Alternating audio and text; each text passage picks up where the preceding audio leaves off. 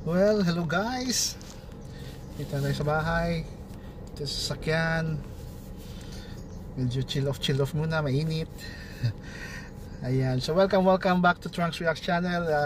It's been a few days na wala tayong live, so upload na muna tayo ng video. But here's the good news, no? So Comelec, no, nag-decide na, no, yung Inbank na confirmed, no, na yung registration ng Duterte Youth ay canceled or they are disqualified, no. So kahit nanalo sila nung nakarang eleksyon ay hindi sila pwedeng makaupo kasi nga null and void yung kanilang registration. So ayan, so siguro masaya ngayon si Cardema. No, Ronald Cardema, okay ka na dyan?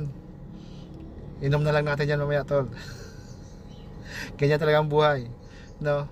But rules are rules, and I salute the Comelec for standing firm sa kanilang decision sa pagsunod sa mga rules. Kung iakyat man to ni Cardema sa Supreme Court, I hope na the Supreme Court will decide, no? Will side on the Comelec's decision, no?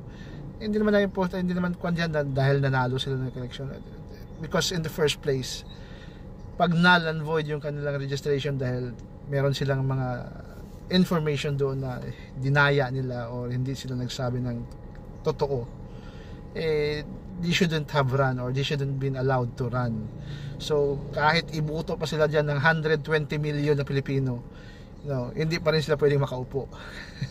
Registration pa lang nila falsifikado na, no, or may problema, no.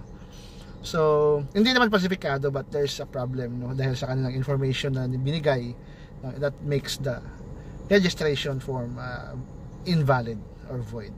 So ayan, so good job Comelec and Cardema, better luck next time mga ka-Trunks Angels ko. See you in my next upload. Babush.